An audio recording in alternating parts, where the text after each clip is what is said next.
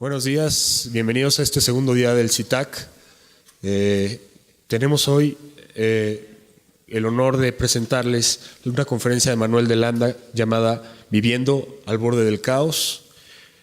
Manuel de Landa es el autor de libros de filosofía como Guerra en la era de las máquinas inteligentes, 1000 años de historia no lineal, Ciencia intensiva y filosofía virtual, y la emergencia de la razón sintética.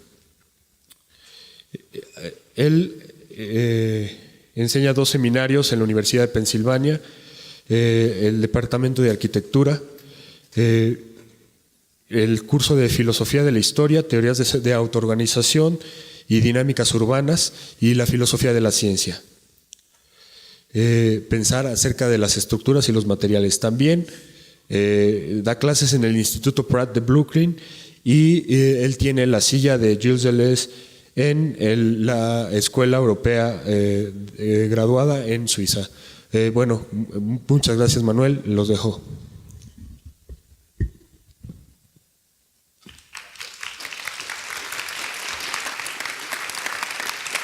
Gracias. Buenos días a todos. Quiero empezar esta plática con una confesión. Yo no sé nada de arte y tampoco he estudiado nunca la filosofía, el campo de la filosofía que se llama estética. Entonces ustedes se podrían estarse preguntando en este momento, entonces, ¿qué estás haciendo aquí? Yo soy filósofo de la ciencia y estudio cosas como la matemática, la física, la biología, la química, pero uno de los ángulos que siempre he tocado en mis estudios científicos es un ángulo que sí se articula con el arte, se articula con el diseño, aunque sea indirectamente. Es el campo de la morfogénesis, o sea, el estudio del nacimiento de la forma. Ustedes, como diseñadores, como arquitectos, como pintores, como músicos, como coreógrafos, son parte de procesos morfogenéticos, porque ustedes le dan nacimiento a la forma. Pero lo que yo estudio no es tanto los procesos morfogenéticos en los que los humanos están envueltos directamente, sino los procesos morfogenéticos naturales. O sea, una de las cosas que siempre me ha fascinado y sobre la que he escrito mucho es cómo nace la forma de las montañas, cómo nace la forma de las nubes, cómo nace la forma de las tormentas, los huracanes, los tornados, cómo nace la forma de las plantas, de los animales, de los planetas, de las estrellas, de los sistemas solares. Porque obviamente en esa morfogénesis, en ese nacimiento de la forma, no solamente nosotros, la especie humana, somos el producto directo de procesos morfogenéticos que no han sido dirigidos por nadie y en los que entra una materialidad que es no solamente capaz de dar origen a la forma por sí misma, sino capaz de expresarse a sí misma sin ayuda de un artista humano. O sea, la expresividad de la materia es uno de los temas de los que quiero hablar ahora.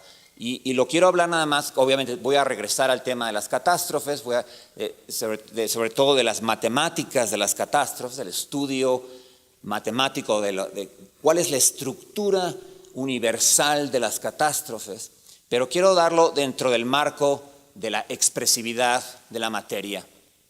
Yo soy un filósofo materialista. Como filósofo materialista, una de las primeras cosas que nosotros rechazamos es la idea de que la forma viene ya sea de un cielo platónico o de un cielo bíblico, lo cual presupone una materia que es inerte e incapaz de generar forma por sí misma. En el creacionismo bíblico, por ejemplo, la forma empieza como un concepto en la mente de Dios y es impuesta sobre la materia como una orden, ¿verdad? Hágase la luz, hágase la forma de las plantas y de los animales, hágase la forma de las montañas y de las nubes. Es una orden está dada desde arriba y es una orden que tiene que ser dada porque la materia, pobrecita, es inerte. Es un receptáculo inerte para formas que le vienen desde fuera. Muchos artistas, desgraciadamente, se creen dioses y ellos piensan que el nacimiento de la forma tiene que ser cerebral, ¿verdad? Yo invento la forma en mi cerebro y luego se la impongo a una materia que es inerte y me obedece, ¿verdad? A una materia que es mi esclava.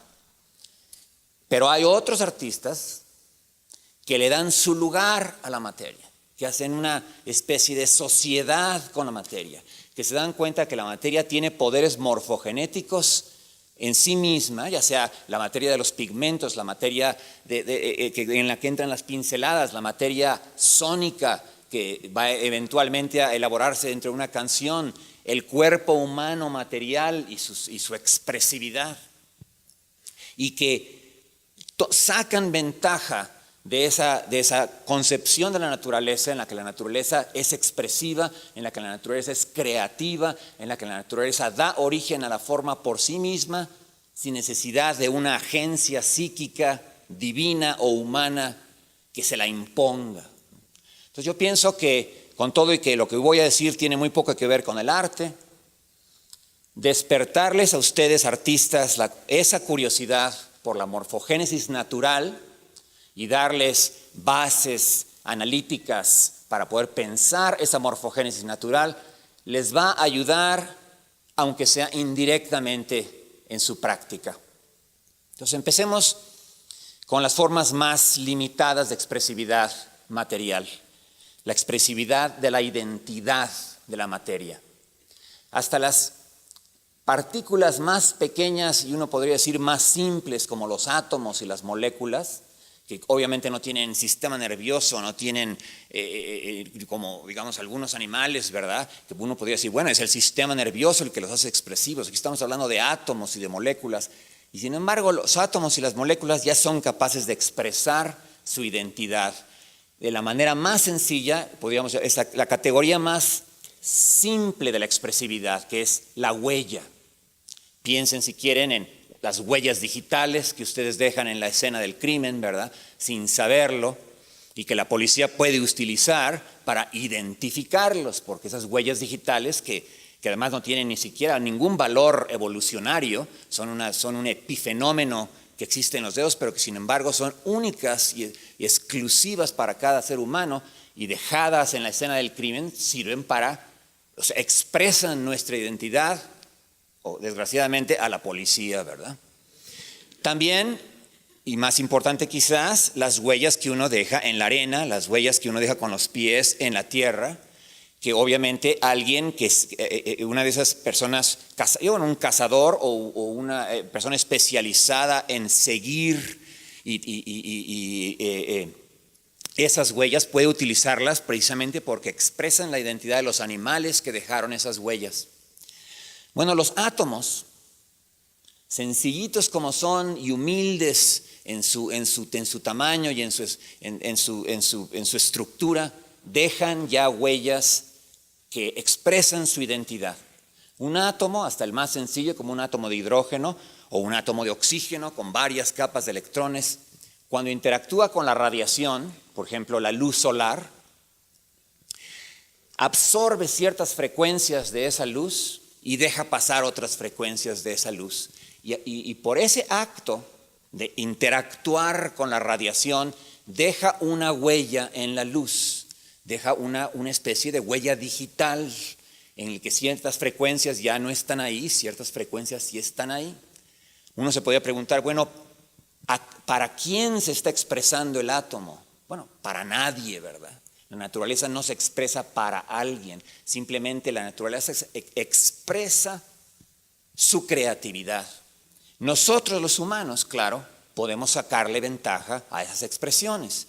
Los astrónomos, por ejemplo, pueden sacar espectrogramas, son básicamente fotografías de estas huellas dejadas por los átomos, y en el espectrograma las frecuencias que son absorbidas por el átomo aparecen como líneas negras, las frecuencias que no son absorbidas por el átomo aparecen como líneas blancas, y ya vistas como una fotografía, se ven como un patrón con una forma muy definida.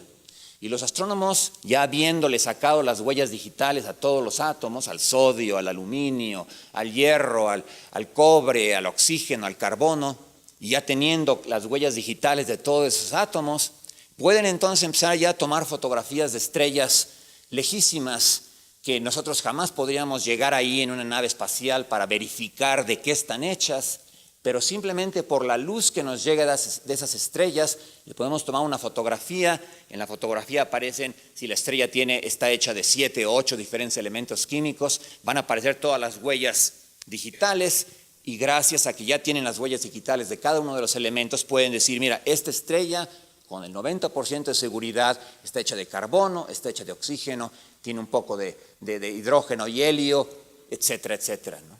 O sea, podemos usar esas huellas para identificar los materiales en la estrella, porque la estrella se está expresando a nivel de patrones abstractos, pero esos patrones abstractos habitan el mundo de la luz, están siempre dándole estructura a la luz, llenando a la luz de información no semántica, ¿verdad? No el tipo de información que sacamos de un periódico, pero información en el sentido físico, en el sentido que se utiliza la palabra en tecnologías de la información.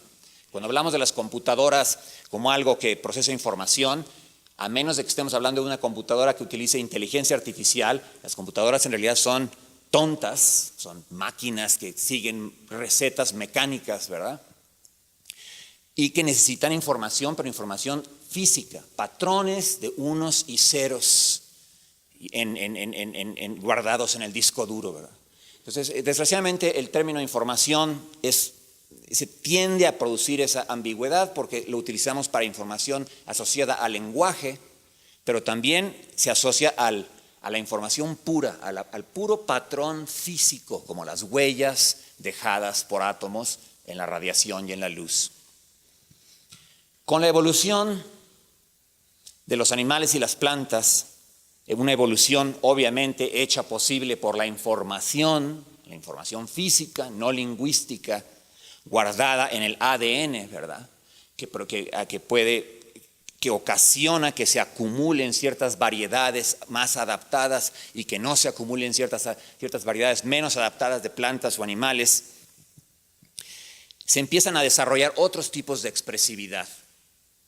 El siguiente paso, más allá de la huella, porque en realidad huellas, las bacterias dejan huellas simplemente echando moléculas químicas que están asociadas específicamente con ellas, y una amiba puede saber que su presa está cerca simplemente detectando moléculas químicas que han sido sacadas por la bacteria como productos de sobra, ¿verdad? Pero la bacteria va dejando huellas químicas en la sopa de agua donde viven, ¿verdad? Huellas químicas que pueden ser utilizadas como información por una amiba, que es obviamente un depredador que come bacterias, ¿verdad? Y ese tipo de expresión, la expresión tipo huella, continuó durante la evolución de las plantas y los animales hasta que llegamos a una especie de animal muy interesante, que son los animales territoriales. Pueden ser pescados territoriales, pueden ser pájaros territoriales, pueden ser mamíferos territoriales. Pero con la aparición de los animales territoriales, la expresión pasa de ser simplemente huella y se vuelve firma. Piensen ahorita, por ejemplo, en la transformación casi alquímica de la orina de ciertos mamíferos, ¿verdad? Que la orina sí es parte de los flujos materiales naturales en un ecosistema, no es un material particularmente expresivo, es un material que es alimenticio o parte de la circulación del agua sobre los cuerpos. Pero cuando la orina es utilizada por unos lobos, la orina es utilizada por ciertos mamíferos territoriales para marcar un territorio, automáticamente pasa de ser materia a ser expresividad. El perro, el lobo firma alrededor de su territorio y está no solamente expresando su identidad, sino expresando su propiedad. No cruces línea de orina si no quieres entrar en una pelea conmigo.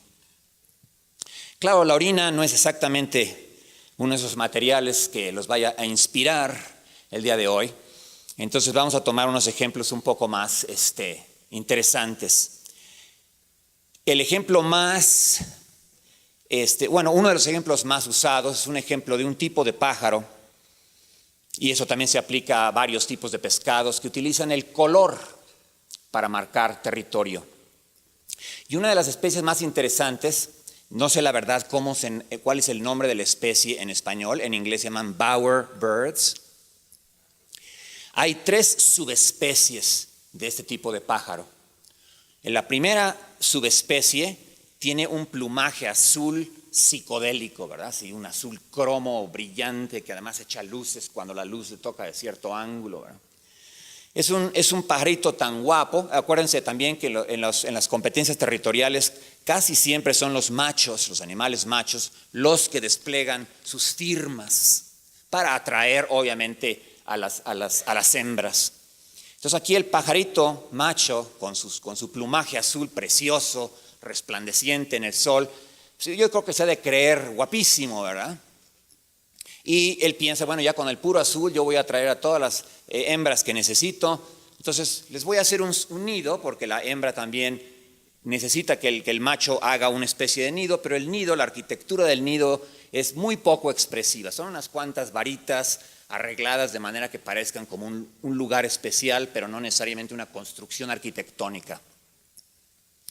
Él tiene el color azul, ¿qué le importa? La segunda subespecie es el mismo pájaro, pero por unas mutaciones genéticas ha perdido casi todo el azul del cuerpo. Entonces es casi todo café de color, pero tiene ciertas plumas en ciertos patrones interesantes, azules. Pero obviamente él se da cuenta que no es tan carita como el otro, que es completamente azul, ¿verdad? Entonces tiene que compensar haciendo un nido más elaborado. Y uno puede comparar los nidos. El segundo nido es mucho más expresivo que el primero. Sobre todo expresándole a la hembra, en este caso, ¿verdad? Tengo control de mi territorio, hay suficientes recursos como para venir a tener pajaritos, ¿verdad? Y yo estoy protegiendo estos recursos de cualquiera que venga, cualquier extraño que quiera venir a apoderarse de ellos. La tercera subespecie sufrió otra mutación genética y es completamente café. Ya perdió todo el azul completamente. Y por lo tanto, su nido tiene que ser un super nido, ¿verdad? Casi con su bola de disco en medio, ¿verdad? Un bar. No es cierto, pero el nido es bastante grande, ya tiene una estructura arquitectónica. Y lo más interesante es de que el pajarito ya aprendió a irse a robar objetos azules, cordones azules, listones azules, tapas de botella de refresco azules. Se va y se roba pequeños o agarra pequeños objetos azules y decora su nido con los objetos azules, como diciendo, yo ya perdí el azul por cuestiones genéticas, pero aquí hay azul, señores. El ejemplo, para mí, es un ejemplo de cómo la expresividad de la materia puede migrar del cuerpo, donde está en el cuerpo, directamente ligada a los genes, ¿verdad?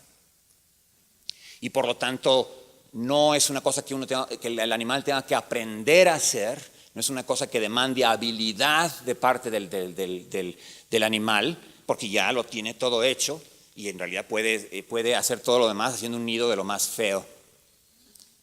Y es como si la expresividad hubiera migrado literalmente de la superficie del cuerpo, donde está rígidamente determinada por los genes, a los listones y las tapas de botella y todos los objetitos azules que el tercer pájaro pone en su nido mucho más complejo. Esa conducta ya tiene que ser aprendida, esa conducta ya no está en los genes, ese pajarito ya aprendió a firmar. No solamente a dejar huellas, sino a poner su firma. Y pone su firma con esos objetos azules. Entonces, antes de que apareciéramos los humanos, ya había expresividad de tipo firma. La naturaleza ya se estaba expresando a sí misma de una manera más sofisticada. El tercer paso, que también ocurre antes de que los seres humanos llegáramos al planeta, es el canto de los pájaros, que también es obviamente una conducta territorial. Cuando hablo del canto de los pájaros no me refiero a los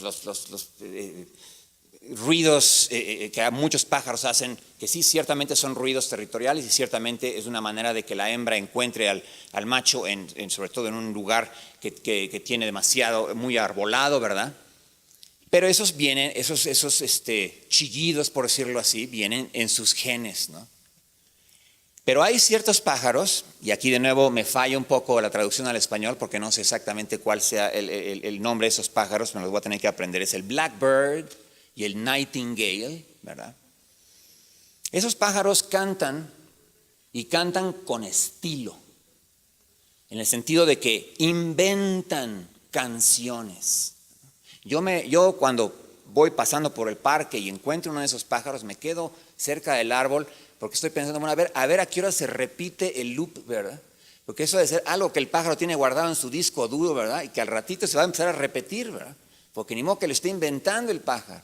Y me he quedado media hora, una hora y no repiten la canción. Cuando uno agarra uno de esos pájaros, uno toma esos pájaros, lo mete adentro, un pajarito chiquito, lo mete dentro de una caja para que no pueda oír la canción del adulto, crecen dentro de esa caja, salen sin poder cantar. O más bien dan ciertas notas, que sí son las notas de la especie, pero todos los adornos, todas las improvisaciones, todas esas líneas melódicas que enriquecen la canción están completamente ausentes. O sea que por lo tanto, cantar es una conducta aprendida, una conducta que ya no viene en los genes. Y ese canto ya no es una simple firma, es ya un estilo. Porque un nightingale compite con otro nightingale y un blackbird compite contra otro blackbird a ver quién canta mejor. Y esas competencias de cantos, volvemos a lo mismo, para atraer a las hembras, desarrollan estilos. Ahora, un artista del siglo XX, un compositor clásico moderno, su nombre es Oliver Messiaen, compuso mucha música de órgano y de piano religiosa, pero también tenía una variedad increíble de composiciones. Él le dedicó uno de sus discos al nightingale y al blackbird y a ese tipo de pájaros, a pájaros artistas, como él los llamaba.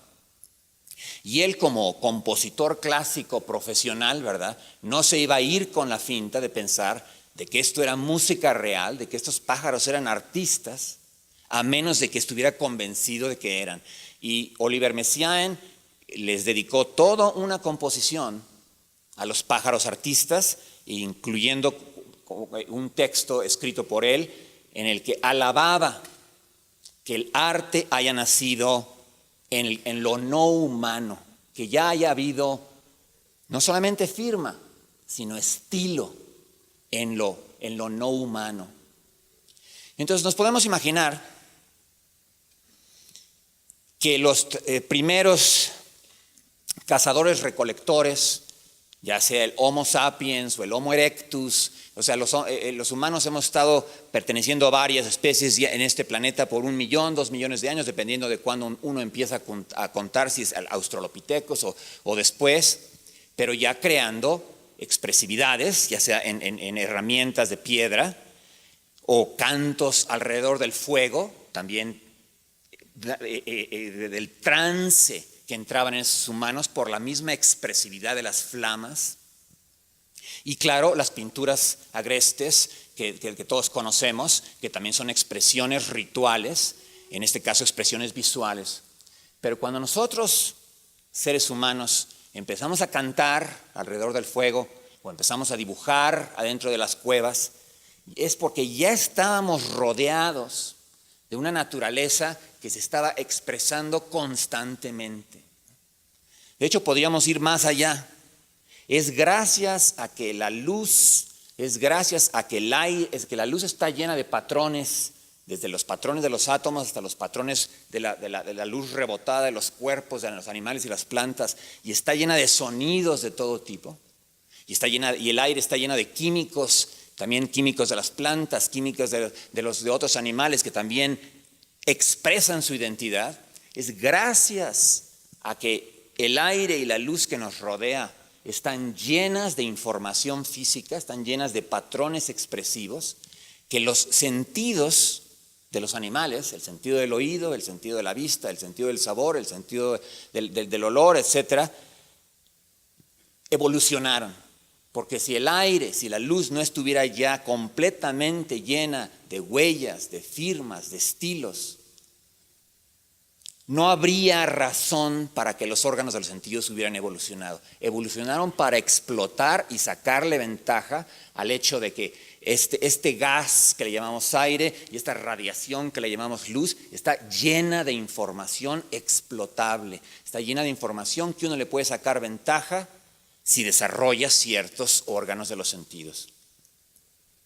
Bueno, eso es nada más la introducción que les quería dar para poner en escena básicamente mi visión de cómo fue que empezó la expresividad humana, precedida e inspirada por esa expresividad autónoma de la naturaleza. Ahora bien, pasando al tema de las catástrofes. Todas las catástrofes son expresivas. Imagínense, por ejemplo, por poner un ejemplo muy específico, una tormenta eléctrica. Una tormenta eléctrica tiene una forma muy específica. Todas las tormentas eléctricas tienen básicamente la misma forma. Están hechas de nubes, están hechas de corrientes de aire por dentro, unas que suben, otras que bajan. Pero esas mismas corrientes de aire producen nubes, pero nubes arregladas de una forma muy específica. Siempre hay una columna de nubes, que es el cuerpo de la tormenta. Está después arriba una forma triangular aplanada, asimétrica hasta cierto lugar, y siempre aparece esa forma, y luego unas ciertas nubes que las van dejando atrás por el otro lado, y uno puede identificar a una tormenta eléctrica desde lejos por su forma.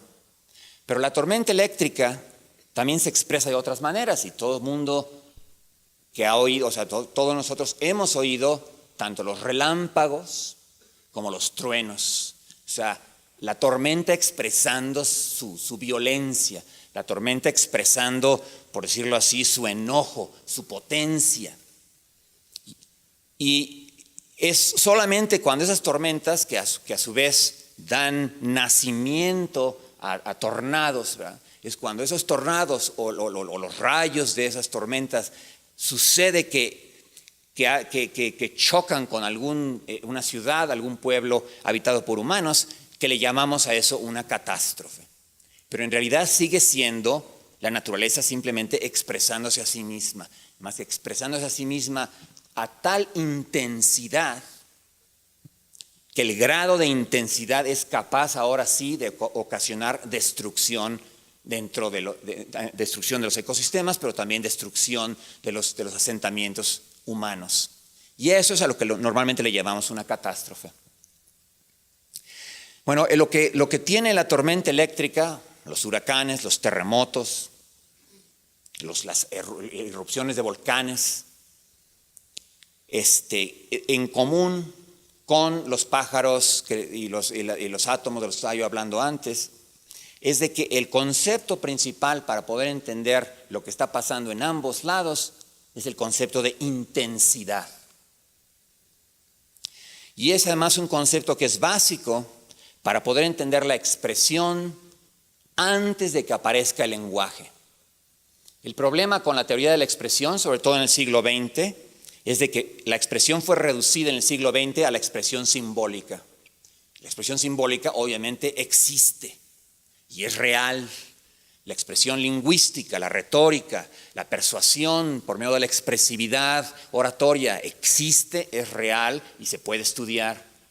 Pero si estamos hablando de que el lenguaje es a lo más 150,000 años de edad, podemos saber eso porque la laringe, que la necesitamos para producir las vocales, tuvo que bajar, para poder producir todo el rango de las vocales. Las consonantes son mucho más fáciles de pronunciar con la boca, pero las vocales tienen muchos armónicos, sobre todo armónicos superiores, se necesita no solamente una cavidad de resonancia, que es el paladar y la lengua, sino también que esté suficiente abajo la laringe para poder producir todo el rango de tonos. Y sí podemos ver de los fósiles que tenemos cuándo más o menos bajó la laringe, por lo tanto más o menos sabemos cuándo apareció el lenguaje.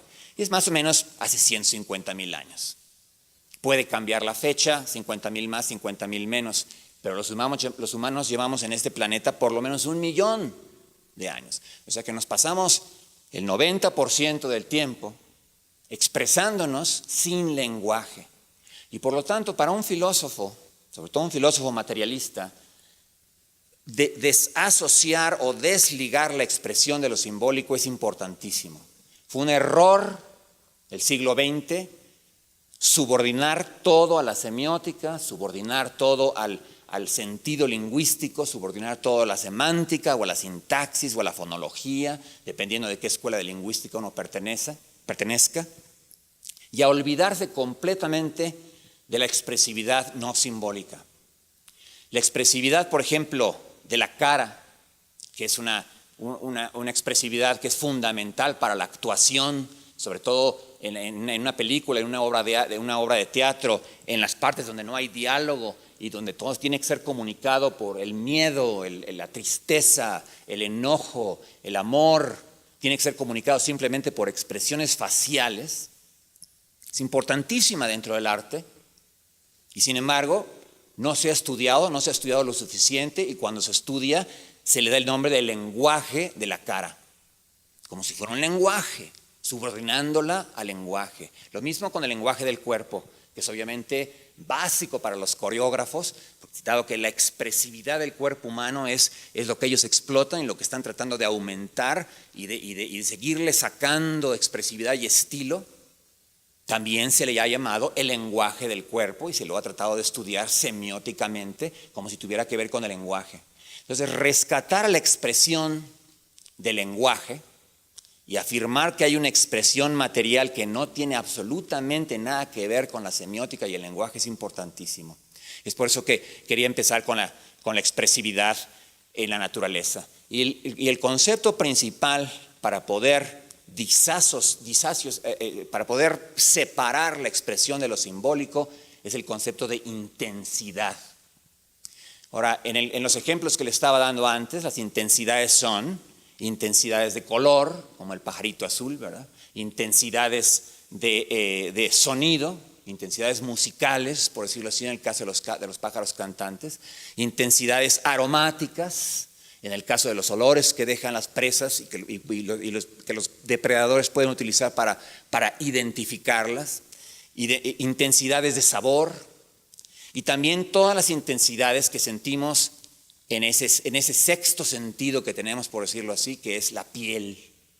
Intensidades de temperatura, intensidades de presión, intensidades de densidad, ¿no? La diferencia de estar solo en tu cuarto a estar en el metro a la hora pico, ¿verdad? En el que simplemente estar rodeado y estar empacado da una cierta sensación.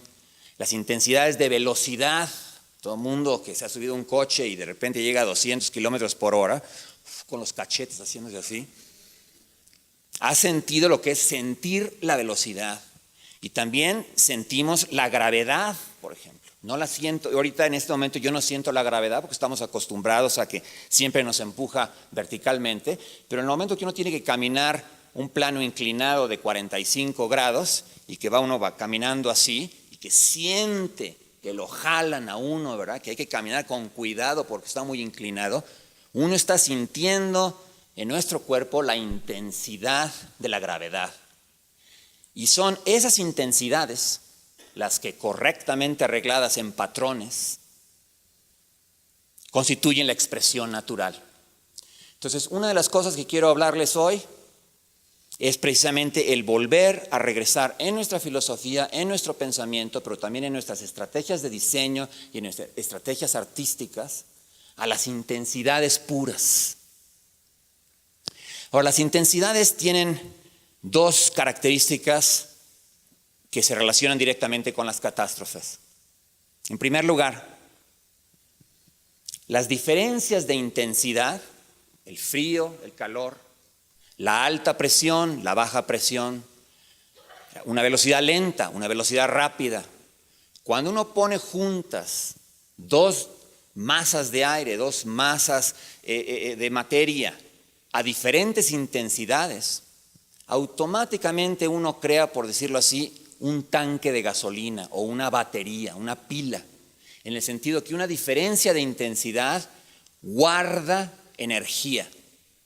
Todo el mundo ha visto los mapas meteorológicos que se presentan en la noche en las noticias para darnos las condiciones del tiempo, las condiciones del clima al día siguiente, ¿verdad?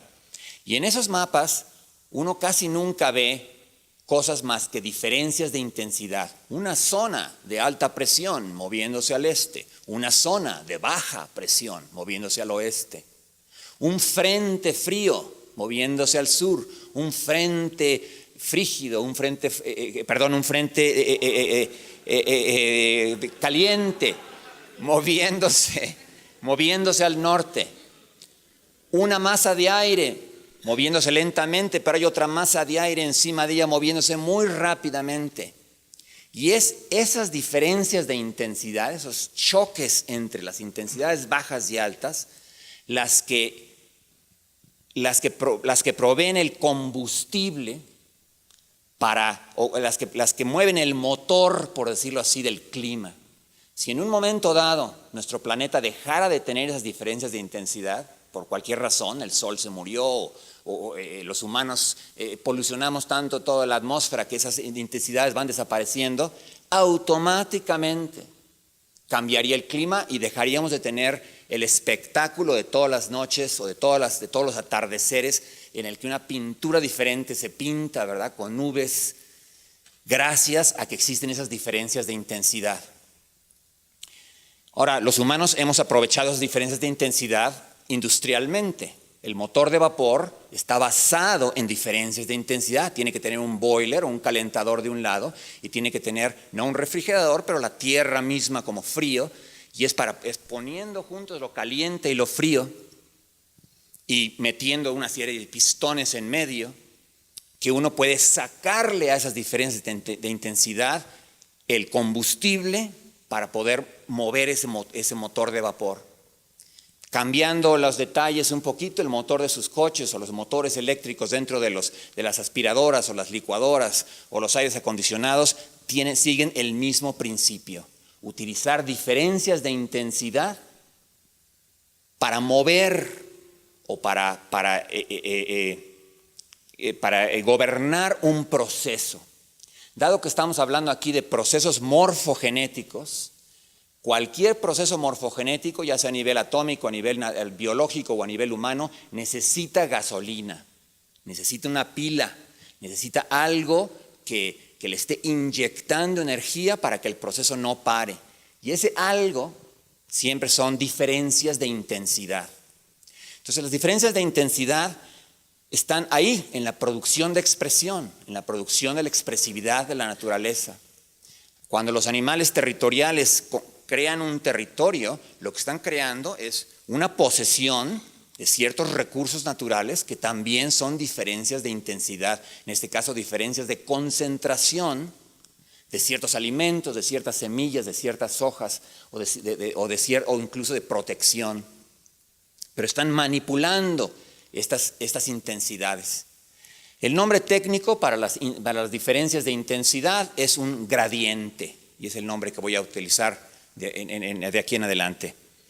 La segunda característica morfogenética de las intensidades es que todas las intensidades, temperatura, presión, velocidad, densidad, concentración, tienen puntos críticos en los que hay un cambio espontáneo de la cantidad a la calidad.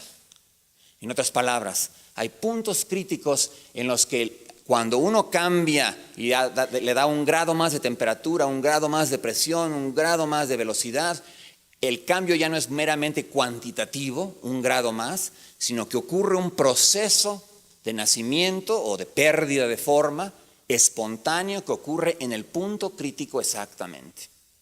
El ejemplo clásico, obviamente, es el agua, que a 0 grados centígrados exactamente se vuelve hielo, o el agua que a 100 grados centígrados exactamente se vuelve vapor.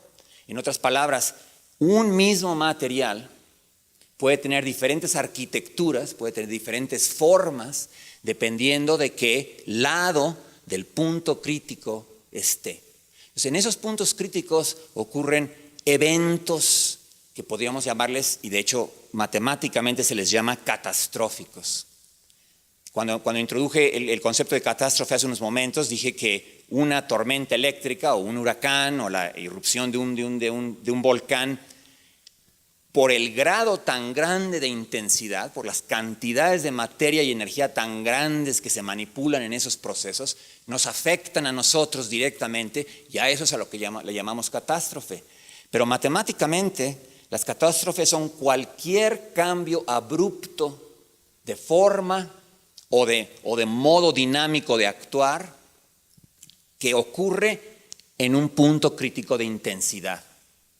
Y esos puntos críticos son básicos para el nacimiento ya de las catástrofes a las que estamos acostumbrados. Déjenme darles otros ejemplos. Además de la secuencia gas, líquido, sólido, que es una secuencia que, por cierto, por lo menos en el caso del agua, varía de expresividad dependiendo de las condiciones. Por ejemplo, cuando el agua se congela, pero se congela en condiciones, en el congelador de un refrigerador, en condiciones calmadas, se vuelve hielo, y el hielo ya tiene una expresividad, como cristal, tiene la expresividad cristalina que nosotros asociamos con los metales o que asociamos con cualquier estructura cristalina, un cierto sonido, ¡ping!, metálico, ¿verdad? Un cierto lustre, una cierta manera de interactuar con la luz para dar brillos de cierta manera, y una cierta simetría. Cuando uno ve los cristales de hielo, son exactamente hexagonales y repiten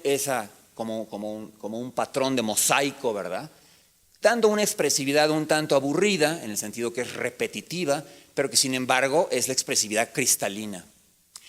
Pero el agua, cuando se congela en ese mismo punto crítico, en otras condiciones, en condiciones un poco más violentas, arriba en la atmósfera, donde hay corrientes de aire, sobre todo formando turbulencias, se vuelve no hielo, sino copos de nieve.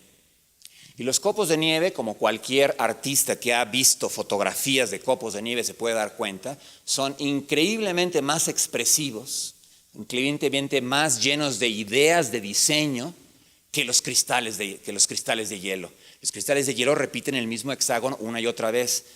Los copos de nieve siguen la simetría hexagonal, porque eso es la simetría producida por la molécula de agua, pero tienen formas completamente diferentes. De hecho, hay un dicho por ahí que dice que no hay dos copos de nieve exactamente iguales. Precisamente porque crecen, y las dendritas que crecen dentro de las dendritas, algunos parecen árboles echando de un lado para el otro, otros cierran el hexágono y se ven un poco más formales. Cada copo de nieve es diferente, cada copo de nieve expresa su identidad de agua congelada de una manera diferente, tiene un diferente patrón. Y por lo tanto, para los humanos, queriendo derivar inspiración de esta expresividad natural, ver copos de nieve, ver fotografías de copos de nieve es mucho más inspiradora que ver fotografías de hielo. Entonces, a lo que me refiero es de que una cosa tan sencilla como el congelamiento del agua ya puede producir diferentes grados de expresividad. Otros ejemplos, rapidísimo, de esos puntos críticos. Por ejemplo, hay puntos críticos que determinan la manera en la que el agua y otros líquidos fluyen. A una velocidad relativamente lenta, el agua u otros líquidos fluyen de manera uniforme. Llega un punto crítico de velocidad y el agua se autoorganiza, cambia y se vuelve una corriente circular, además establemente circular. Se vuelve un ritmo, se vuelve una pulsación. El agua no tendrá, el agua en el sentido de la hidrósfera y la atmósfera, el sistema de los mares y los ríos conectado a la atmósfera, no tendrá un sistema nervioso para tener un corazón que pulse, pero el agua ya pulsa y le da esa expresividad rítmica a nuestra atmósfera. Por ejemplo, creando esos circuitos de viento tan estables como los vientos alisios que trajeron a Cristóbal Colón de Europa a América. Los vientos alisios siguen existiendo, muy poca gente ahora toma ventaja de ellos porque tenemos, claro, motores ya en nuestros barcos, pero cuando nuestros barcos eran de vela, teníamos que utilizar esas velas para poder sacarle energía a esa corriente circular, a ese aire autoorganizado, ese aire rítmico, para llevarnos y utilizarlo como medio de transporte. Las montañas que son tan expresivas como las rocallosas o los Himalayas, ¿verdad? Que uno los ve y ahí vienen ciertas teorías de lo sublime, ¿verdad? Por los sentimientos que despiertan, la eternidad que parecen representar. Bueno, esas montañas no son nada más que dobleces en la litosfera, en la pequeña capa de roca a la que le llamamos nuestro suelo y nuestra tierra, ¿verdad? Que está flotando sobre cantidades inmensas de lava, de roca derretida, de roca líquida. Pero esa roca líquida, gracias a las diferencias de intensidad, gracias a gradientes de temperatura que existen entre el núcleo de la Tierra calientísimo y la superficie de la Tierra, sobre todo la que está en contacto con el océano, que es relativamente fría, y se crean esos pulsos, esos ritmos, esas redes de convección, por darle el nombre técnico, ¿verdad? Y esas redes de convección son las que transportan a los platos tectónicos, a las placas tectónicas en las que están, sobre las que viajan los continentes, y es gracias a los choques, a las colisiones entre estas placas tectónicas, que esos dobleces a los que le llamamos las Himalayas o a los que le llamamos las rocallosas nacen. O sea, hay un proceso de morfogénesis ahí, la morfogénesis de ese tipo de montaña, y detrás de la morfogénesis hay un motor, las lavas y los magmas autoorganizados en circuitos cerrados, y llevan haciendo eso millones de años, dándole un pulso, dándole una especie de latido vivo a nuestro planeta. Pasando otro punto de intensidad, pasamos a la turbulencia, que ya no es circular, ahora es fractal. Son remolinos dentro de remolinos, remolinos grandes con remolinos más chiquitos, con remolinos todavía más chiquitos, vórtices grandes con vórtices un poco más chicos dentro de vórtices más chicos. La turbulencia sigue siendo uno de los secretos, o más bien una de las metas de la ciencia, porque nadie todavía ha podido modelarla bien matemáticamente y resolver el problema de la turbulencia, pero ya sabemos que es una manera de expresarse de los líquidos en movimiento y un patrón expresivo que nace automáticamente en esos puntos críticos. Y finalmente, por darles el último ejemplo, hay muchos ejemplos de esto. En los mismos animales, la expresividad del cuerpo muchas veces está ligada a puntos críticos. Por ejemplo, en los caballos, a baja velocidad, un caballo camina y puede caminar más o menos elegantemente, puede expresar la elegancia de su movimiento. Pero una vez que llega a un umbral crítico de intensidad, una vez que atraviesa cierta velocidad, tiene que a fuerzas cambiar a trotar, ya expresando su musculatura ya de otra manera y dándonos otro tipo de movimiento, el trote en vez de la caminada.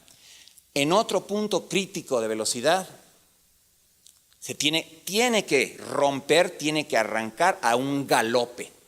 Y el caballo galopando ya es otra expresividad, ya nos dice otra cosa si lo utilizamos en una película, si lo utilizamos en una pintura. Es otro tipo, es el mismo caballo, pero con otro modo de transportarse. Los humanos, siendo bípedos, nada más tenemos el caminada y el correr, aunque claro, podemos bailar y hacer diferentes tipos de expresividades con nuestros movimientos, pero también están separados por un punto crítico. Traten ustedes de hacerlo en un parque o en un espacio abierto, traten de caminar lo más rápido que puedan. Van a ver que llegan a un punto en el que no hay manera de caminar más rápido, a menos de que uno rompa en una carrera, a menos de que uno arranque y cambie morfogenéticamente, y cuando uno corre está utilizando diferentes músculos que los que uno utiliza y acoplados de diferente manera que los que uno utiliza cuando está caminando. O sea, hay muchos ejemplos de estas secuencias intensivas, secuencias en las que se crea forma espontáneamente cuando la intensidad acerca ciertos puntos críticos. Regresando a las catástrofes. Una tormenta eléctrica en su nacimiento y en su vida depende de estos puntos críticos y depende de la autoorganización de la materia. Por ejemplo, una típica tormenta eléctrica contiene 5 o 6 células de convección, aire pulsado, aire rítmico autoorganizado del que hablaba hace unos segundos, está hecha literalmente de 5 o 6 células de convección, cada una 5 o 6 kilómetros de grande.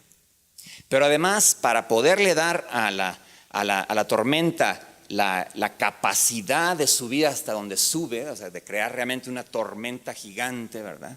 Le saca energía a las transiciones del agua entre vapor y lluvia. Entonces, cada vez que se transforma en vapor en lluvia, hay una energía que sobra y esa energía la utiliza la tormenta para crecer más, lo vuelve a repetir hasta que llega a formarse completamente. Entonces, una tormenta eléctrica está hecha de estas expresividades.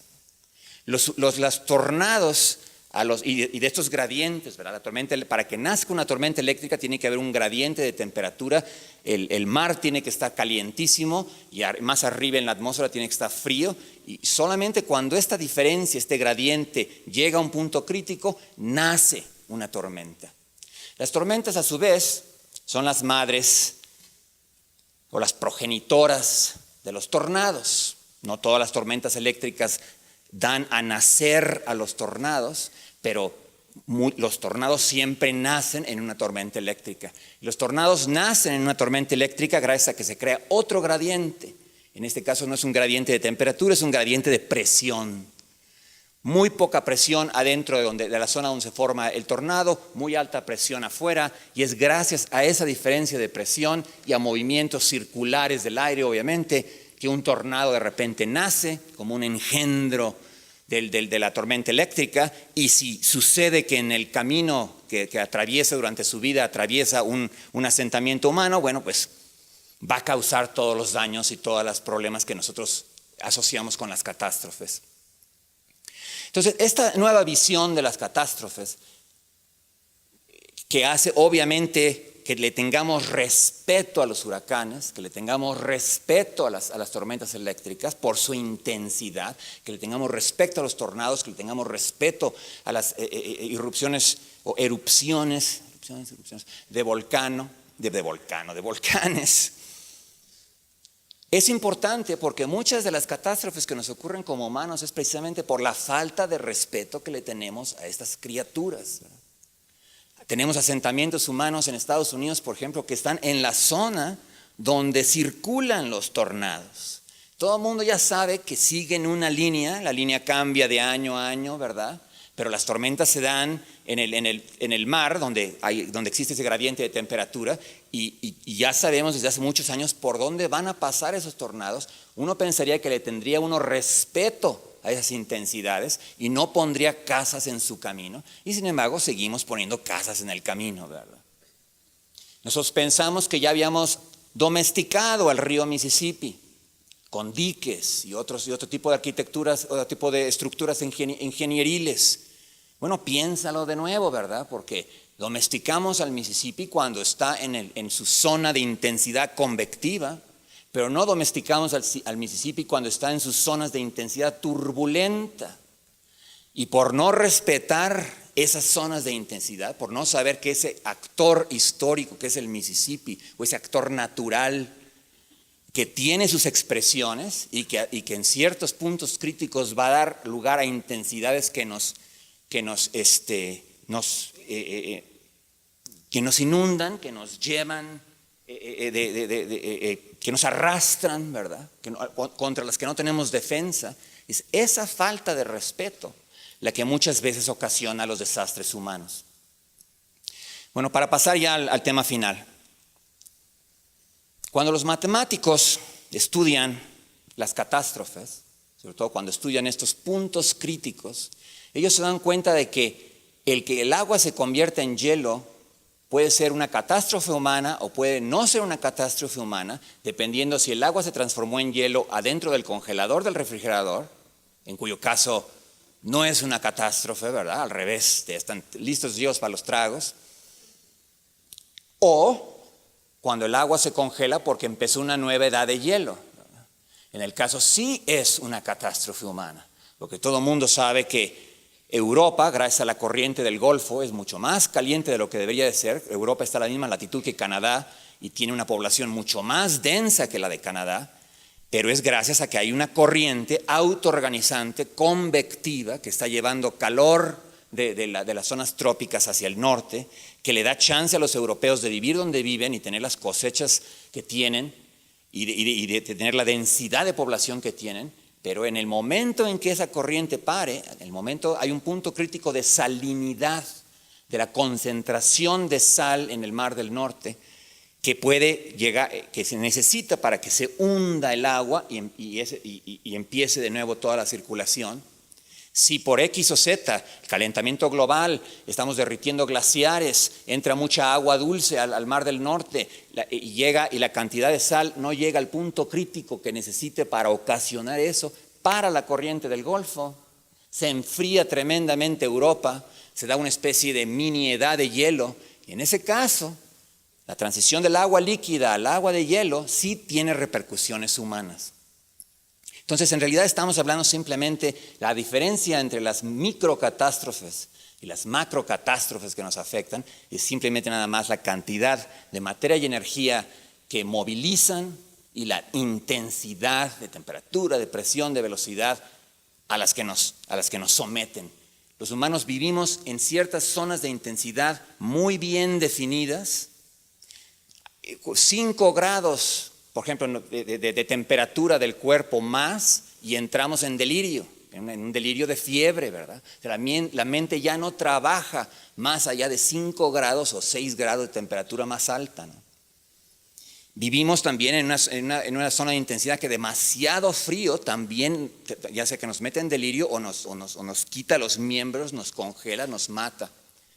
Los buceadores se dan cuenta, los que bucean, ¿verdad?, que mientras más baja uno en el océano, más presión hay, porque más cantidad de agua uno tiene arriba, y los que se atreven entran a zonas de intensidades de presión gigantes, y otros que no se atreven se quedan lejos de esas zonas de intensidad, porque nosotros sabemos de que el cuerpo humano evolucionó dentro de ciertas zonas de intensidad, y es una aventura entrar a otras zonas de intensidad. En un segundo voy a mencionar eso porque los artistas ciertamente tratan de romper la rutina que siempre puede arruinar una obra de arte. Un artista que encuentra un estilo que vende muy bien y sigue pintando el mismo estilito una y otra vez, ¿verdad? Y ya se vuelve rutina, se vuelve aburrido, se vuelve un artista poco expresivo. Los artistas en general tienen que estar acercándose a esas zonas de intensidad, para arriesgarse un poco, pero también para que sus mismos cuerpos, para que sus mismas mentes reaccionen de diferente manera. Hay muchas maneras de crear delirios en la mente y hay muchos artistas que han utilizado el delirio como una fuente de información. Antonin Artaud, obviamente, el caso más claro. Y hay otras maneras de producir delirios, por ejemplo, por intensidades químicas. Los mexicanos sabemos mucho de eso porque somos los campeones en el número de plantas psicodélicas que existen naturalmente en el país. No ganaremos nunca el campeonato mundial, pero cuando nos ponen en la tabla de países ordenados por cuántas plantas psicodélicas tienen, ganamos como con 110, ¿verdad? Tailandia queda en segundo lugar con 75. Las intensidades químicas, las concentraciones de ciertas sustancias que también pueden hacerle violencia al cerebro y llevarlo a ciertas zonas de intensidad de donde se puede arrancar nuevos estilos o que al revés nos pueden arrancar de nuestras rutinas. Cuando los matemáticos, y esto ya volviendo ya rumbo al final ya de la plática, estudian las catástrofes, ellos no se preocupan de la escala de la catástrofe. Para ellos, el agua transformándose en hielo en el congelador y el agua transformándose en hielo en una nueva edad de hielo a nivel gigante que abarque todo el mundo, una es una catástrofe humana, la otra no, pero para el matemático es exactamente lo mismo. Es un evento crítico en el que hay un cambio abrupto de lo cuantitativo a lo cualitativo, en el que aparece o desaparece una nueva forma. Y lo que los matemáticos se han dado cuenta es de que eso, lo que ocurre en esos puntos críticos, tan diferentes como el punto crítico de congelamiento del agua o el punto crítico del caballo que pasa del trote al galope, o el punto crítico del agua que pasa de un líquido que pasa de fluir uniformemente a fluir turbulentamente, que todo lo que ocurre en esos puntos críticos se parecen unos a los otros matemáticamente. Quizás el primero en descubrir esto fue un matemático francés cuyo nombre es René Thom, T-H-O-M. Él vivió en los 60s y se volvió muy famoso cuando inventó una nueva rama de las matemáticas que se llama la teoría de las catástrofes. La palabra catástrofe en teoría de las catástrofes se refiere, de nuevo, volvemos a lo mismo, a microcatástrofes o a macrocatástrofes. Mientras sea abrupto y cambie la forma, ya por destrucción o por creación, es un tema que lo estudia la teoría de las catástrofes. Y una de las cosas más brillantes que encontró René Thom y sus discípulos fue que todas las catástrofes, micro o macro, pasando en materiales orgánicos o en materiales inorgánicos, en materiales vivos o en materiales muertos, todos obedecen las mismas leyes universales. Por ejemplo, uno de sus primeros descubrimientos, y uno de los que lo hizo más famoso, es que si uno tiene un sistema que está gobernado por un gradiente, como la mayoría de los sistemas, o sea, que saca su energía para el proceso de un gradiente, de una diferencia de intensidad, y si nada más hay 4 factores causales afectando ese proceso, temperatura, presión, velocidad y densidad, por ejemplo, o salinidad, mientras tenga nada más 4 y esté gobernado por un gradiente, hay nada más 7 maneras universales de pasar abruptamente de un estado a otro estado. Se llaman las 7 catástrofes elementales y hicieron que René Thom se volviera famosísimo porque obviamente estaba descubriendo un patrón matemático que para la teoría de la expresividad basada en la intensidad,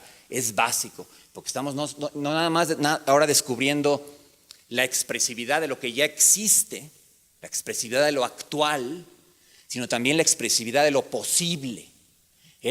Básicamente lo que descubrió es que hay nada más 7 maneras posibles. Aunque esas catástrofes se estén dando o no se estén dando actualmente ahora, el espacio de posibilidades para las catástrofes tiene estructura. En este caso, claro, limitado al caso de 4 factores causales y un solo gradiente, él descubrió que hay 7 nada más. Uno de sus discípulos descubrió que si hay 5 factores causales, se le agregan 3 maneras más de hacerlo, pero no son una manera infinita. El espacio de posibilidades de las catástrofes tiene estructura y de alguna manera las catástrofes expresan esa estructura potencial, esa estructura de lo posible.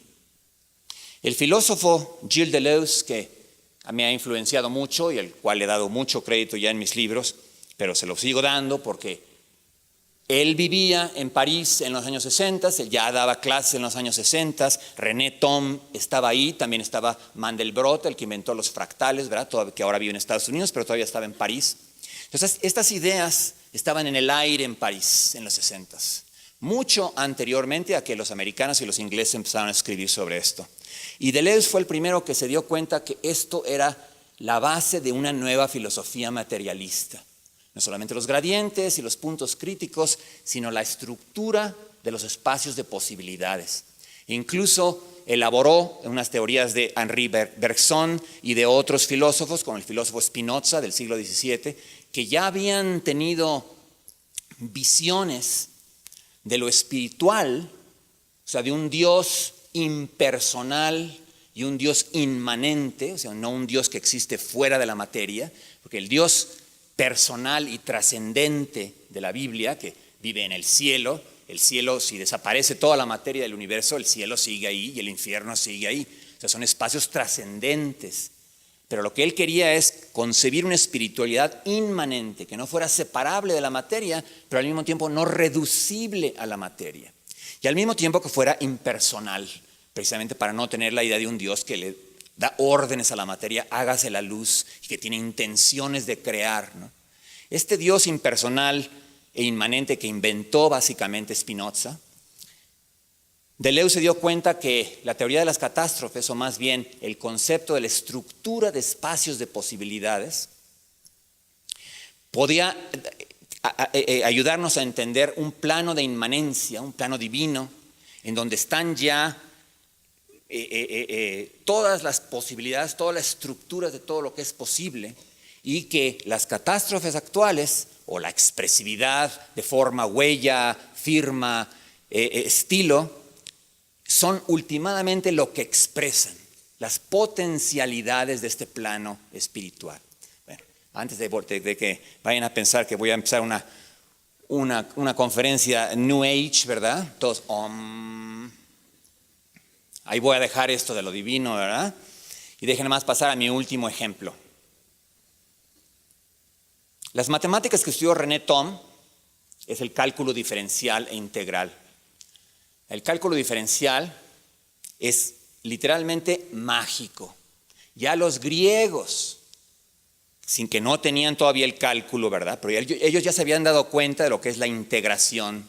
El cálculo sigue ese devenir, mientras más sigue ese proceso, eventualmente se va acercando a un círculo. Y esa idea, la idea de que hay formas límites a las que ciertos procesos se acercan, es una idea que es también muy moderna. Ahora ya la sabemos, la podemos poner matemáticamente mucho más concretamente, y gracias a las computadoras le podemos dar expresión visual. No sé si ustedes hayan visto ilustraciones de computadora de lo que se llama atractores caóticos. Si nunca lo han visto, lo primero que les pido que hagan llegando a un lugar donde tengan Wi-Fi o que puedan conectarse al internet, googleen la frase atractor de Lorentz con Z, y vean las imágenes. Son las mismas imágenes que se imaginaban los griegos, pero como no tenían computadoras y no las podían dibujar, no se daban cuenta de lo rico en expresividad que es el cálculo diferencial integral. Ahora, se lo estoy diciendo así porque cuando vamos a la escuela en la secundaria o en la preparatoria y nos dan cálculo, lo último que vemos es la estética del cálculo, ¿verdad? Todo el mundo está tan traumado que lo único que está pensando es, ¿esto vendrá en el examen final o no vendrá en el examen final? Y los profesores matan a las matemáticas quitándole lo sensual.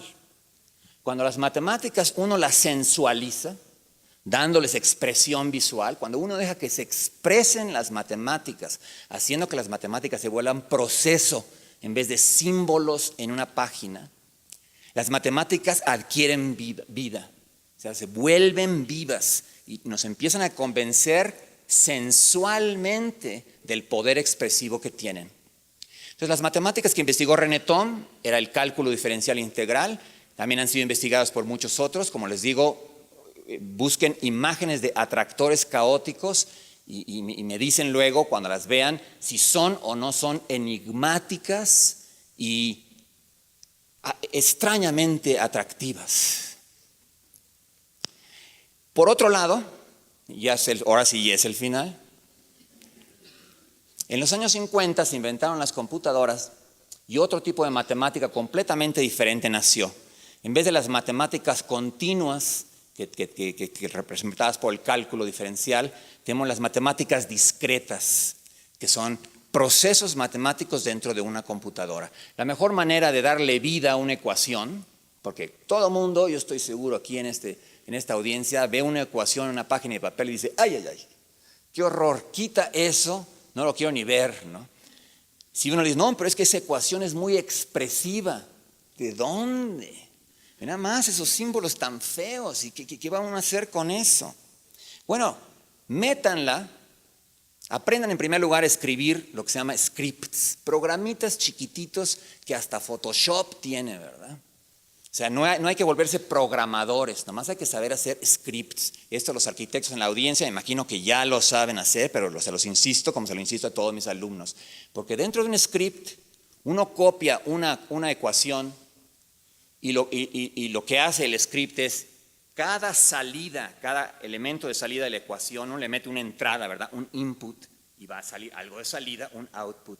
Cuando uno agarra la salida y se la vuelve a meter de metida, y la siguiente salida de entrada, y la siguiente salida de entrada, o sea, cuando uno convierte los outputs en el siguiente input, uno convierte una ecuación estática en un proceso computacional. Y si además uno le dice al script, bueno, y ahora llama a Photoshop, y ahora llama a Autodesk, o a Rhino, o a cualquier programa que haga cosas visuales, ¿verdad? Y que el output final sea algo visual, esa ecuación les va a empezar a fascinar, porque uno va a empezar a entender, lo que uno deja metiendo la ecuación a la computadora es dejando que la ecuación se exprese a sí misma. Las ecuaciones no se expresan a sí mismas en las páginas de papel, y las pocas personas que pueden ver lo expresivo en la página de papel directamente con los ojos, aparentemente un proceso en el cerebro hace que le salgan barros en toda la cara. Y es el precio que uno paga por ver la expresividad directamente, ¿no? Yo prefiero no barros y verlas en la pantalla de la computación. Entonces, las computadoras han hecho posible otro tipo de matemáticas completamente diferentes y otro tipo de expresividades completamente diferentes. Quizás el ejemplo más sencillo es el ejemplo de los autómatas celulares. No sé ahorita en la audiencia quién ha visto una cosa que se llama el juego de la vida. También es una de esas piezas de software gratis que se bajan hay para Windows, hay para Mac, hay para todos, ¿verdad? Entonces también se los pido, además de googlear atractor caótico, googleen juego de la vida y bájenlo y empiecen a jugar con él. No es un juego, porque lo único que hace el usuario es crear un patrón sencillo, y luego le aprieta la tecla para que empiece el proceso es recursivo, como lo que les decía ahorita antes, el output se vuelve input de la siguiente de esa, y cada uno de los cuadritos en lo que uno ve es una retícula de cuadritos, pero cada uno de esos cuadritos es un autómata, o sea, es una maquinita capaz de hacer una computación.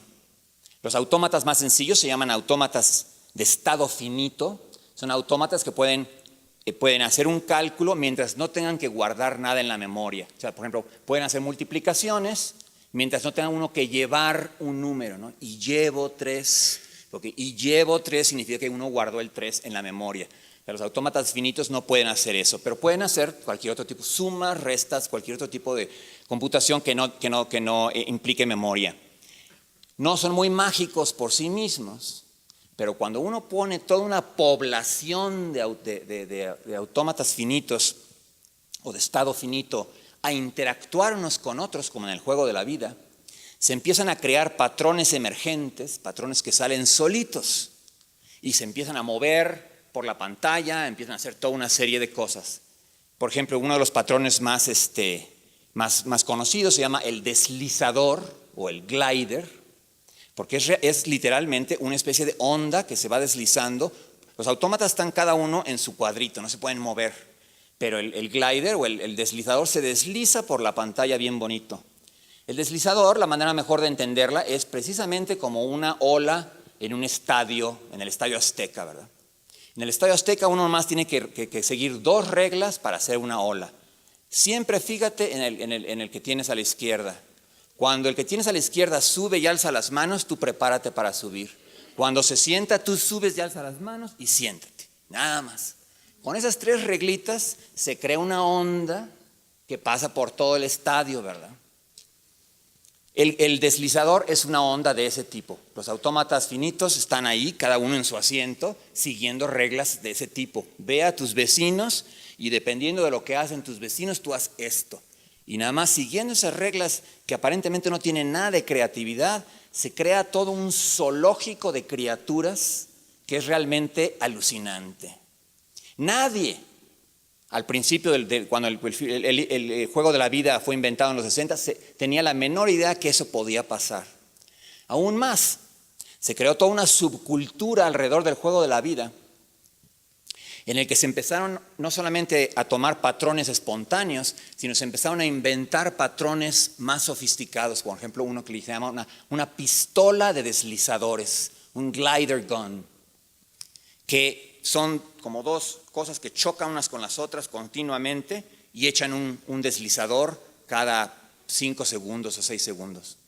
Entonces, a otro se le ocurrió, bueno, ¿por qué no agarramos esa corriente de deslizadores y la volvemos como si fueran los unos y los ceros de una señal electrónica dentro de la computadora? La presencia de un deslizador es el 1, la ausencia de un deslizador es un 0, entonces ya tenemos el principio de una computadora. Bueno, para no hacerles el cuento largo, ya existe en la internet una persona que ya creó una computadora de a de veras, enteramente hecha de elementos emergentes en el juego de la vida. Se ve padrísima y es la tercera cosa que les pido que googleen. Nada más, porque además cuando ya uno sabe que eso está computando algo. Entonces, la idea de que una población de autómatas finitos interactuando unos con otros por ciertas reglas pueden dar lugar a la capacidad de computar, a la capacidad de procesar información física, como la que estábamos hablando antes, fue una cosa que le cayó como un cubetazo de agua fría a muchos matemáticos y físicos, porque dijeron, ¿cómo es posible, verdad?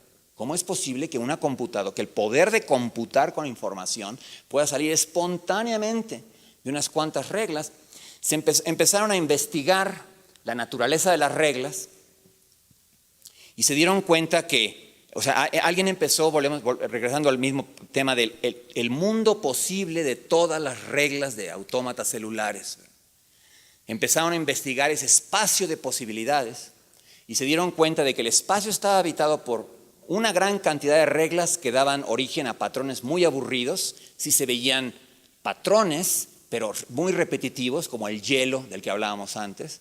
Luego había un gran número de reglas también que daban lugar a patrones que no daban lugar a patrones, eran como gases, y un número mínimo, pero con bastantes reglas en medio, que es el que daba lugar a estos deslizadores, a pistolas de deslizadores. O sea, como si hubiera un número mínimo de reglas mágicas que le daban vida a este espacio de los autómatas celulares. Y más todavía, cuando se empezaron a investigar la estructura de este espacio, se dieron cuenta que tenía la misma estructura que la teoría de catástrofes. Las reglas muy rígidas daban lugar a hielo, a cosas muy repetitivas. Las reglas demasiado poco rígidas daban lugar a gases, a una especie de anarquismo, un caos. Pero las reglas del medio, que eran como las reglas líquidas, por decirlo así, son las reglas que tenían la mayor cantidad de expresividad. Y después se empezaron a dar cuenta, es por eso que, como las reglas con la mayor cantidad de expresividad estaban exactamente en la frontera de lo líquido y lo gaseoso es caótico, a esa zona se le llamó la orilla del caos. O sea, estás en la cercanía del caos, en la proximidad de estos puntos críticos, pero sin atravesar el punto crítico. Y una vez que esa idea fue descubierta, empezaron físicos y químicos y biólogos a investigar si fuera de las computadoras, la vida también existe cerca de puntos críticos. Porque si estar cerca de puntos críticos le da a uno capacidades de computar, y si las capacidades de computar información es la manera de sacarle ventaja a esa luz, a ese aire lleno de sonidos, lleno de patrones visuales, hay que computarlos, hay que poder procesar esa información ya dentro de un cerebro, ¿verdad? Para crear la inteligencia animal. Entonces empezaron a sospechar que a lo mejor la evolución había encontrado esa orilla del caos y se había quedado ahí, como si la evolución de las plantas y los animales se hubiera tropezado con este lugar en las cercanías de lo caótico, y hubiera encontrado que estándose ahí, quedándose ahí, incrementaba a lo máximo su expresividad. Y hay ahorita unas teorías un tanto especulativas, pero que sin embargo el principal teórico se llama Stuart Kauffman, sobre esto de la orilla del caos. Ya hay varios descubrimientos que se dan cuenta, que nos hacen que nos demos cuenta que las membranas de las células están ahí en la cercanía, en la frontera entre lo líquido y lo sólido, que los microtúbulos adentro de las células, que es lo que hacen que las células se puedan reproducir, están también ahí, ¿verdad? Exactamente entre lo líquido y entre el orden y el desorden. Y entonces, ya que descubrimos que esos patrones son universales, ya empezaron los científicos y los tecnólogos a tratarlo de explotar tecnológicamente. ¿Y qué tal si hacemos computadoras que estén así, ¿verdad? Paradas a la orilla del caos, pero sin caerse, porque a la orilla del caos es lo máximo de creatividad y de expresividad. Y ya especulando un poquito más y ya para cerrar la plática, estos dos descubrimientos matemáticos, la universalidad de los patrones en el cambio de lo cuantitativo a lo cualitativo, y el hecho de que las capacidades computacionales emergen solitas a la orilla del caos, y que eso haya sido algo que la evolución biológica ha explotado por mucho tiempo, nos da un mayor entendimiento teórico de la expresividad material y nos enseña quizás por qué los artistas tienen que vivir sus vidas de alguna manera cerca, o sea, lejos de la rutina y cerca de lo desconocido, cerca de algo que quizás pueda ocurrir, ¿no? ya sea que sea un Fitzgerald o que eventualmente se volvió alcohólico, pero digo porque es muy difícil vivir a la orilla del caos, ¿verdad? Cualquier empujoncito, una relación que no resultó bien, un dinero que no llegó, y está uno hasta abajo del precipicio, ¿verdad? Pero ¿cómo poder sacarle jugo a estos conocimientos que la matemática nos ha dado este fondo de la expresividad natural, ¿verdad? Para decir, bueno, yo quiero vivir mi vida con ciertas reglas, pero las reglas no pueden ser ni muy rígidas, ni demasiado permisivas, porque mi vida se vuelve gaseosa, no produzco nada, nada más estoy hablando y sale puro gas, ¿verdad?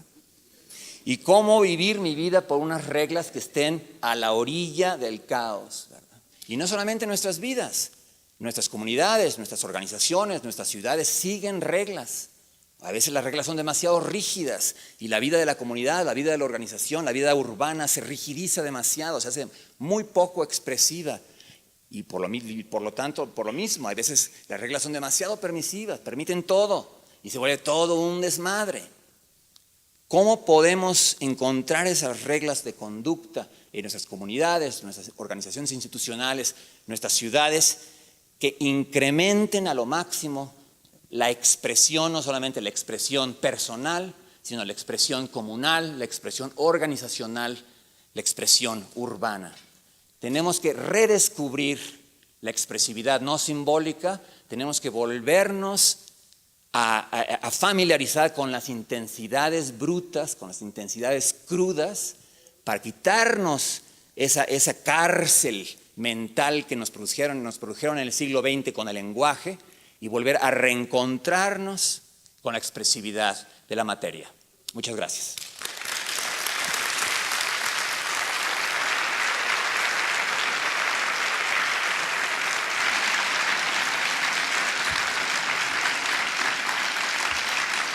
Bueno,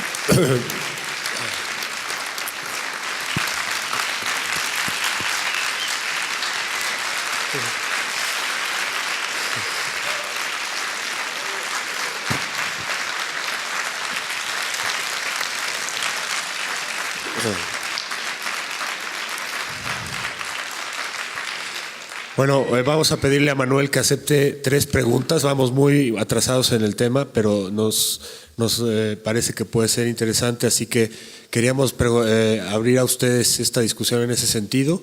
Entonces, si ustedes todavía aguantan, 3 preguntas y se acabó. A ver.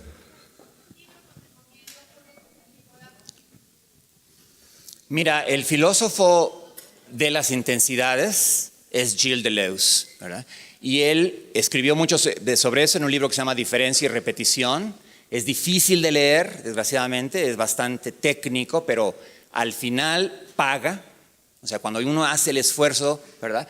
Cuando se reunió con Félix Guattari, que sacaron Antiedipo y Mil Planicies, Guattari, por su misma juventud, y venían de las intensidades del mayo del 68, estaban llenos de esas intensidades revolucionarias, sacaron ese libro, y el libro de Mil Planicies, ese sería el que más te recomendaría yo.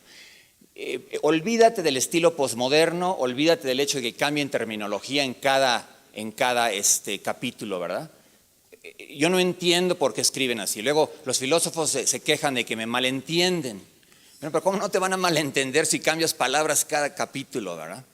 Yo no me gusta promover mis libros, pero en el apéndice de uno de mis libros, que se llama Ciencia Intensiva y Filosofía Virtual, el apéndice tiene una traducción de todos los términos de Deleuze a los términos de la gente normal, ¿verdad?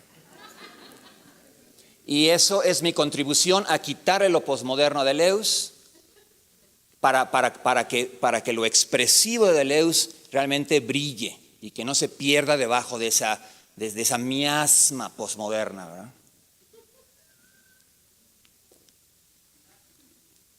Sí.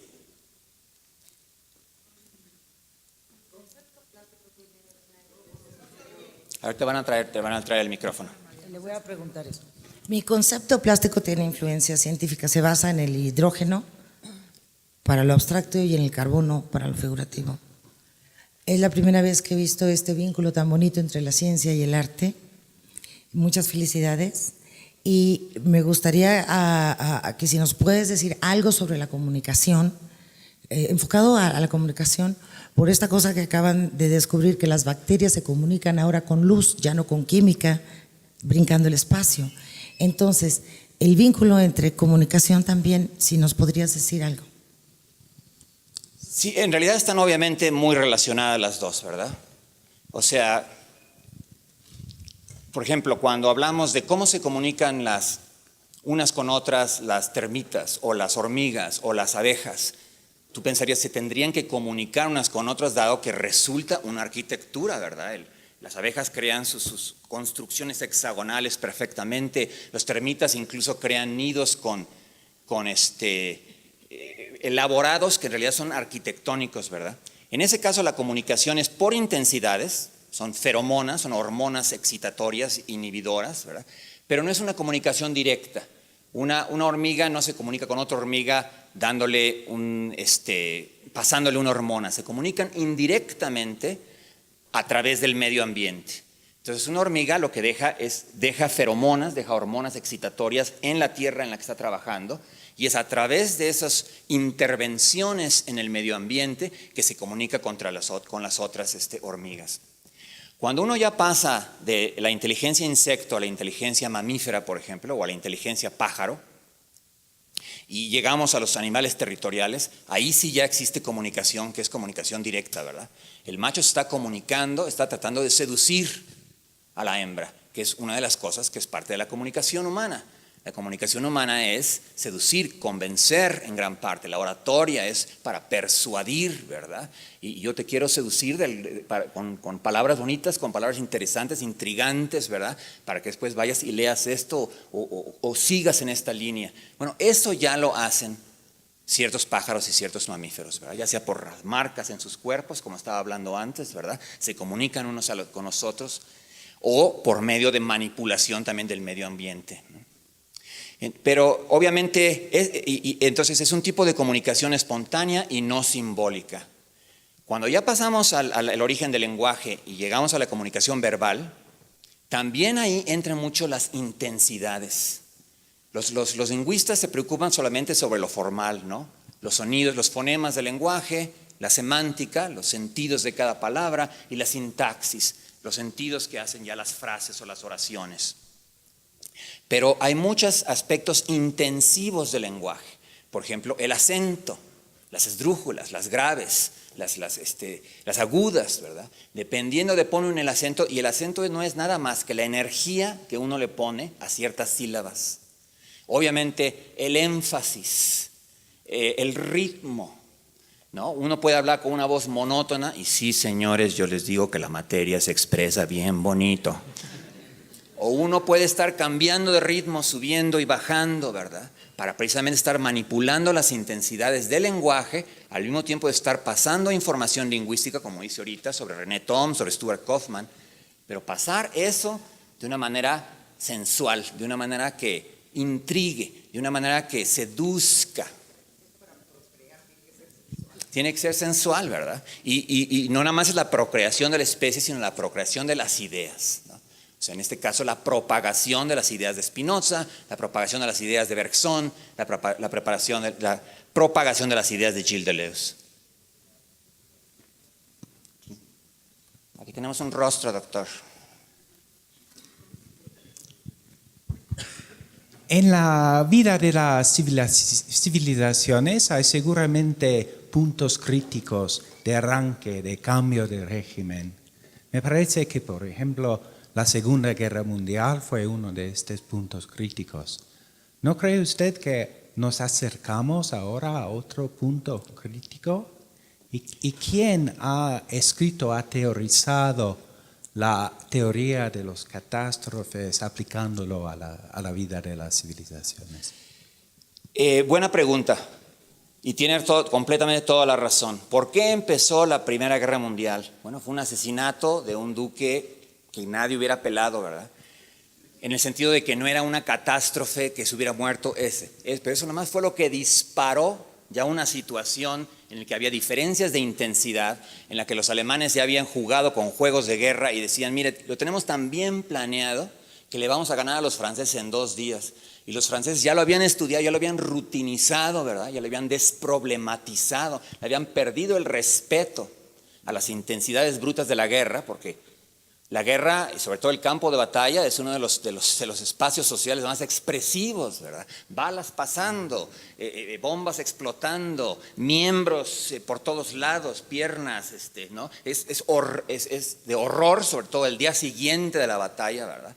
Pero es extremadamente expresivo, ¿verdad? Una expresividad dramática y quizás amarga, pero que ciertamente es cierta y conmueve, ¿no? Sobre todo a los historiadores que tienen que ir al día siguiente a ver el campo de batalla, cuando los heridos todavía ni siquiera están muertos, siguen los sonidos, tratándose de morir, y es una cosa que conmueve, ¿verdad? Por su misma intensidad. Cuando uno le pierde el respeto a la guerra, cuando uno rutiniza la guerra, como cuando rutiniza la respuesta a los huracanes o rutiniza la respuesta a los volcanes, y le pierde uno el respeto a las intensidades, es por eso que se dan esas guerras, ¿verdad? La Primera Guerra Mundial empezó por un asesinato, pero ese asesinato no hubiera sido la cascada de eventos que eventualmente disparó la guerra si los alemanes y los franceses no hubieran pensado que ya habían rutinizado su respuesta a la guerra. Y es por esa rutina que los hizo que automáticamente se movilizaran y mandaran tanques al frente de batalla. Además, nosotros mandan tanques, nosotros mandamos a una infantería, y luego así, que hizo que una guerra que ellos pensaban que iba a dar 2 días, duró 5 años, y además fue la guerra más costosa que ha habido. Toda una generación de jóvenes murió en esa guerra, ¿verdad? Desperdiciada por unos cuantos generales que pensaron que ya ellos tenían el secreto de la victoria, ¿no? Entonces, es esa falta de respeto a las intensidades. Ahora, si me preguntas quién ha escrito sobre esto, bueno, los Van Clausewitz, que fue uno de los que Napoleón venció, ¿verdad? Napoleón aumentó el nivel de intensidad de la guerra tremendamente, porque Napoleón cambió fue casi como una transición catastrófica de un régimen de batalla, la batalla que se llama de ir desgastando al enemigo, como un sitio de una ciudad, en el que poquito a poquito se va desgastando al enemigo, a lo que se llaman batallas de aniquilación, en la que un día o 2 días toda la armada enemiga está muerta. Él hizo esa transición, claro, gracias a que había tenido la Revolución Francesa, que fue otra explosión catastrófica, un cambio abrupto de régimen, ¿verdad? Que además llenó de intensidad a los franceses, por lo cual Napoleón ya podía tener a todos esos soldados excitados cantando la marsellesa rumbo al campo de batalla, ¿verdad? Entonces los perdedores de esa batalla, como von Clausewitz, son uno de los mejores, porque ellos que hablan sobre esto y lo siguen estudiando en las escuelas militares, porque ellos vivieron la tormenta napoleónica, ¿no? Ellos vivieron el huracán napoleónico, ellos lo vieron. Y se tardaron en digerirlo como 20 años, pero a los 20 años von Clausewitz produjo un libro que hasta la fecha se sigue leyendo, ¿verdad? Sobre ese tema en particular. Piérdele respeto a la guerra, piérdele respeto a las intensidades de la batalla y vas a perder. Y además, no tú vas a perder, sino vas a perder los jóvenes que mandas como carne de cañón.